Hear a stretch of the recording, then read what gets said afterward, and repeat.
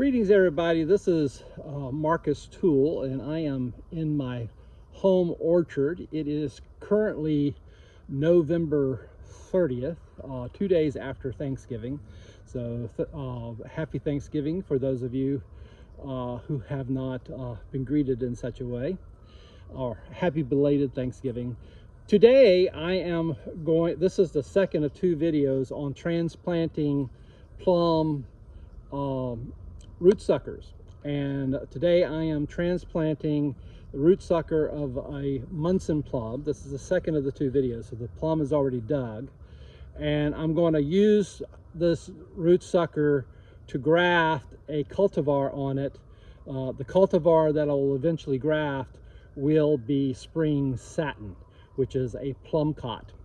I've actually only done a little bit of experimentation with Munson plum. This is Prunus munsonia, which is a native of the Kentucky area, but the strain is plenty disease resistant here. In fact, I started a tree years ago with the idea of hopefully it would be a pollinizer for other trees, and it blooms so late that I don't have anything that blooms with it.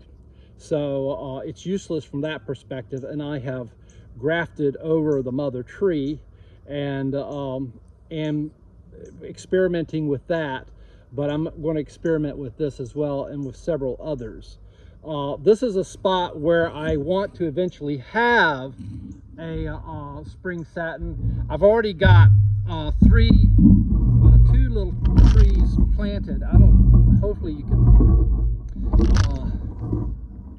see.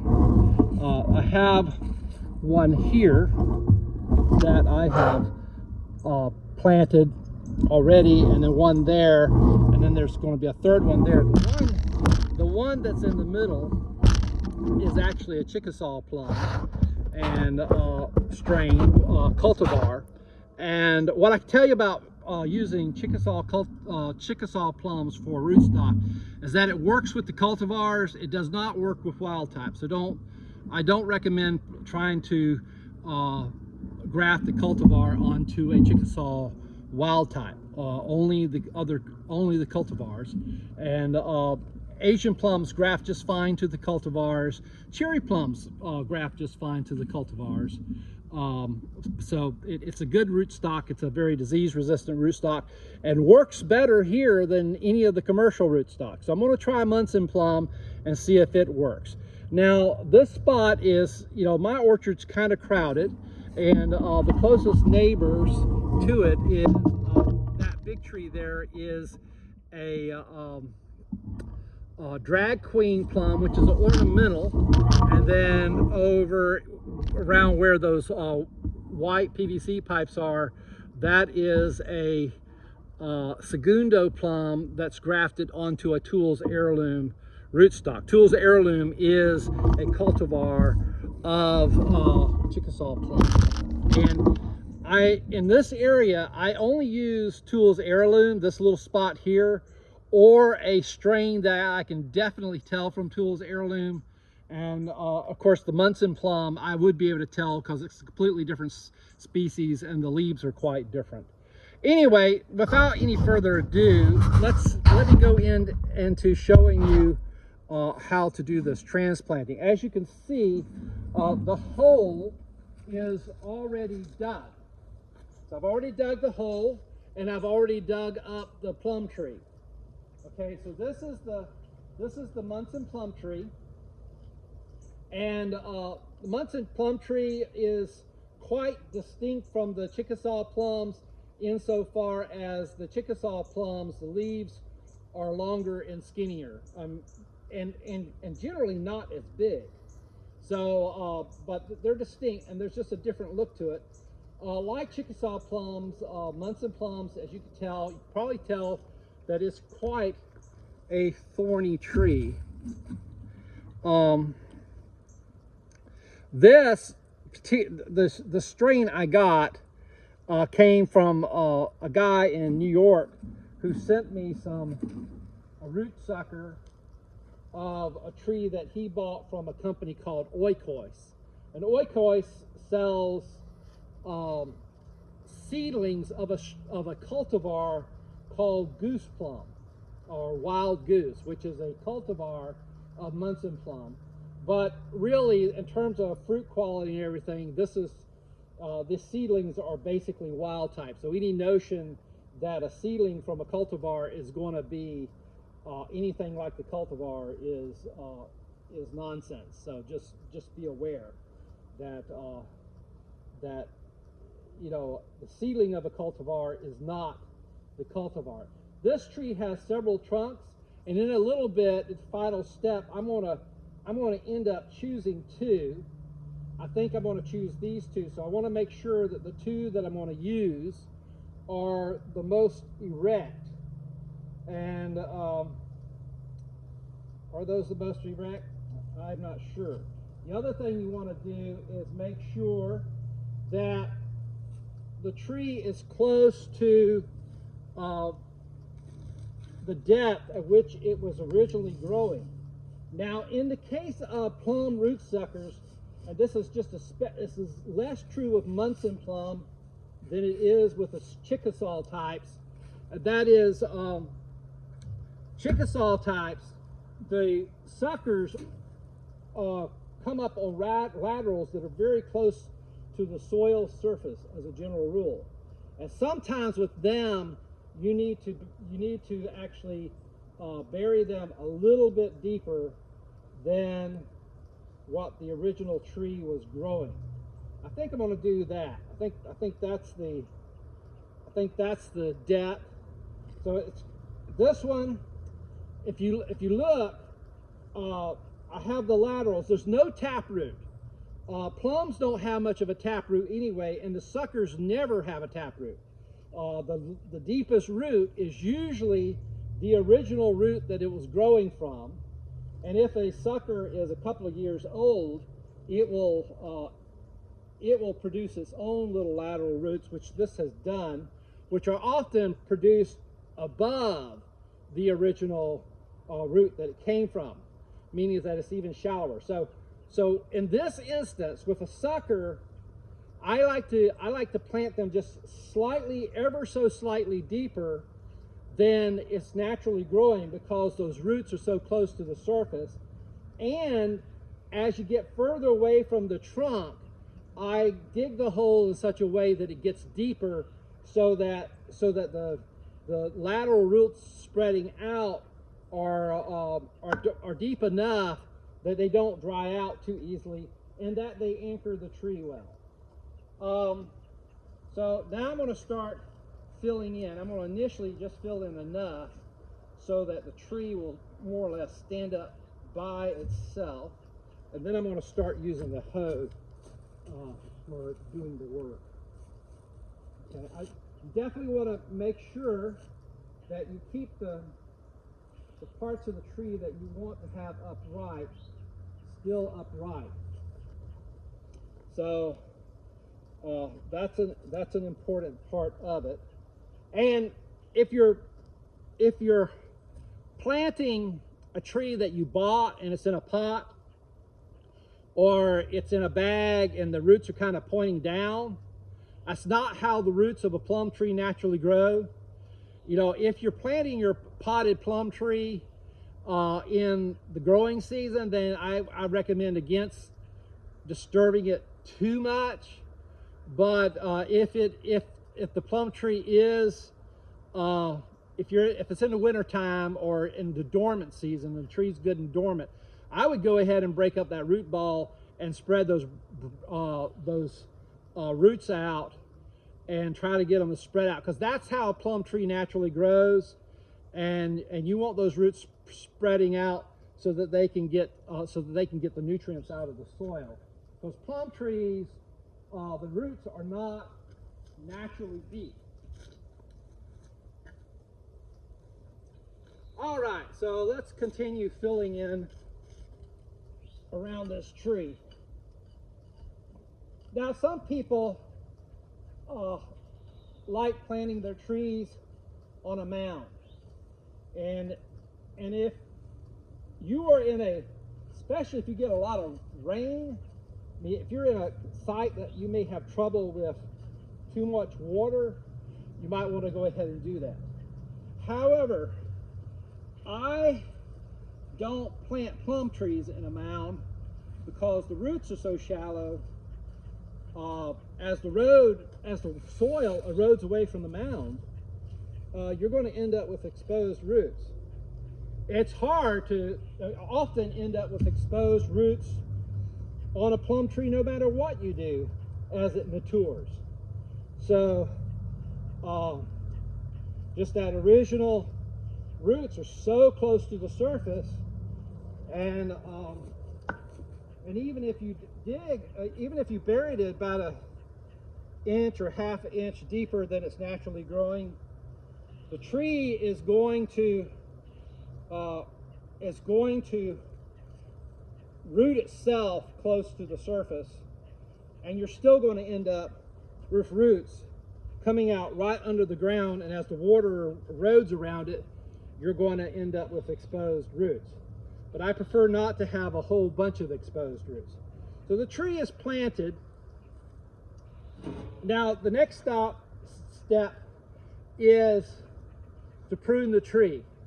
When you're planting a sucker, you don't want a whole lot of tree above the ground. When you don't need a lot of that trunk. It's going to shoot up. Now I'm going to graft this, so I'm going to leave more than I probably otherwise would if I was just going to grow from the sucker. But before I do, I'm going to eliminate a couple of little trunks. Actually, I think I'm going to leave 3 of them. I would never do that if I was going to grow this tree. I would just go ahead and choose a leader and just have one if I was just going to grow this tree without grafting to it. But I kind of like the idea of having 3 little trunks to graft to, and then after the grafts take, I'll just choose the strongest one and remove the others later. So I'm actually only going to completely remove. I'm going to go down as far as I can.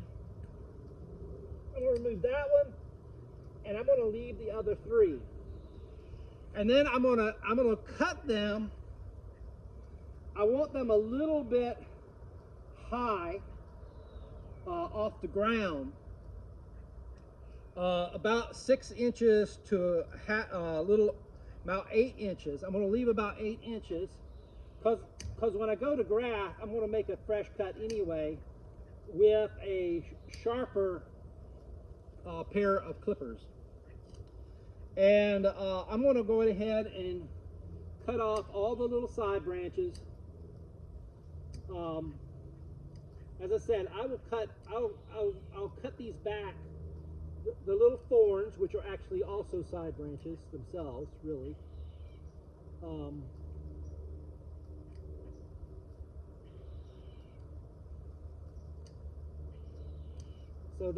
So like so. So we have a little tree that's sticking up about 8 inches. I hope you were able to see that, what I did there. I think you were.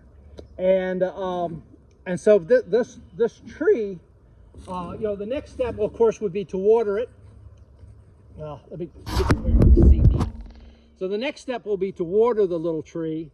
And since this is late November, winter's about to set in. In fact, we got close to freezing last night, and we're supposed to have about 4 or 5 days of temperatures going below freezing over the next week. So there's no growing is going to happen above the ground anytime soon.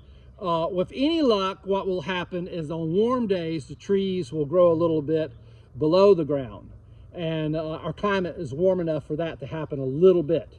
So, which is one of the reasons why I like to do my planting in late fall, early winter, and do my grafting in late winter, early spring. And just so that the roots are just a little bit established. Now, I won't keep all 3 of these little trees in this spot.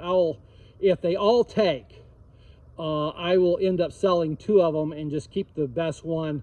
I will, if they're similar, I will end up favoring one of the Munson plums over the Chickasaw plum, over the Toole's Heirloom, simply because I want to really grow out a mature plum tree on a Munson Plum rootstock. I'm going to do that with the Spring Satin. I'm going to, somewhere else in the yard, I want to do something similar with a Ruby Queen, and just to see if I can, if there's a difference between how the trees grow as they mature.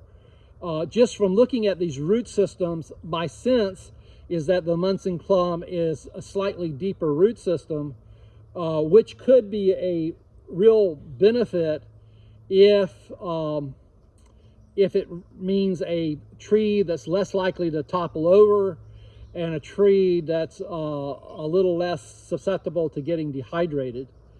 But the other question is, does it bloom the same time? Is the fruit the same quality? Does it set? Does it mature at the same pace? All those are things I don't know the answer to, and that's what I want to test, and why I want to test a couple of different strains on the Munson Plum. I got tests through the yard with different strains of Chickasaw cultivars to see how they compare to one another. One of the things I concluded so far is that I think I like NC McKibben the best of the bunch as a rootstock, just because it results in a very vigorous, fast-growing tree, and the NC McKibben seems to be so bulletproof from all the other pests. What I've decided I don't like as much is seedlings from Chickasaw hybrids, which I've tried to do, and which means that the parent is a wild type Chickasaw plum, and I've really found those to not, that just end up being not very big trunk and root system. They inherit the small tree aspects of the wild Chickasaw plum, but doesn't have a dwarfing effect either. So you end up with a tree that's not very well anchored, and you want your plum trees anchored over time, because plum cultivars, generally speaking, want to get big. I don't let them get especially big. I mean, I prune mine fairly vigorously, but left to their own devices, a cultivar will get 20-25 feet. I've had one, a plum that's on a Mariana rootstock, to get a canopy that was 35 feet across. I have since pruned it back, and it's, I'm not going to let it be that big anymore. But plum trees can get big, and just be aware of that. And the wild Chickasaw plums are not very big, and so that's why I don't like them as a rootstock. The cultivars do get big, and they work just fine as rootstock. In fact, the NC McKibben and Toole's Heirloom both get quite big, and will handle any Asian plum sign you will put on it. And the Munson plums, I think, naturally get pretty big. I think they're about, I think they will top out at about 20-25 feet. Could even grow up to be about 30 feet if given enough time and they aren't pruned. Last note about the Munson plums, I find them bitter and astringent. So it's definitely not something I would grow for fruit. If I'm eating the fruit, if you're growing them for wildlife, it'll be fine. I can tell you that it's self-fertile, at least mine is, because the tree has never had another plum tree to bloom with it. There are no other plum trees around here that come close to blooming with it, and yet it sets fruit just fine. And I will, periodically have suckers to sell if you want a Munson plum. They're all going to be identical because they're all from one tree. And they aren't very good to eat, I can tell you that. But they seem to be bulletproof in terms of, they make, they're actually kind of weeds in my yard.